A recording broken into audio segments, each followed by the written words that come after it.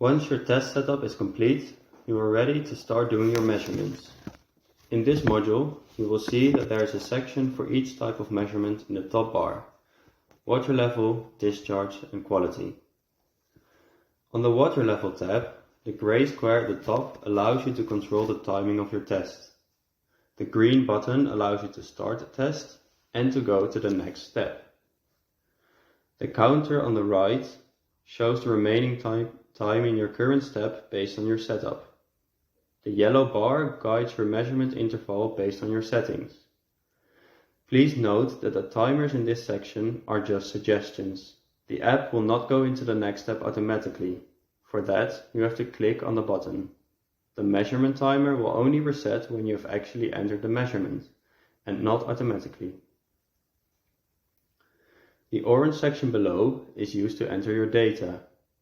Click the Now button to record the current time and enter the measured water level. Click Save to List to save the current measurement and clear the fields for new input. The app will automatically register in which stage of the pumping test it was taken.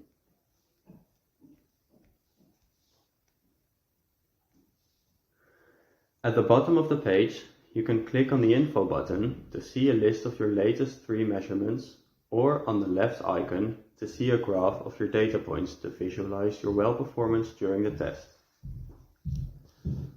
In the Discharge section, enter the size of the bucket or barrel if you are conducting a bucket test. Using the green button underneath the barrel size, start the filling timer as soon as you start to fill your bucket. The button then switches to bucket full.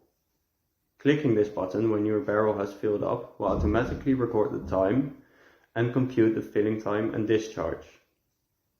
Click Save to List to store your data. Note that you have to reset your timer before being able to start a new measurement, so be sure to do this in time and don't lose part of your filling time. If you use any other input method, you can fill in the data manually by using the Now button for timing and inserting the measured discharge. In practice, a bucket test is often conducted at some distance from the borehole by a different person. To facilitate this, there is a separate bucket test app in the Google Play Store, specifically for conducting discharge measurements. It has the same layout as the driller's toolbox. You can use the bucket test app to record the discharge on another phone and combine the data sets into one at a later stage.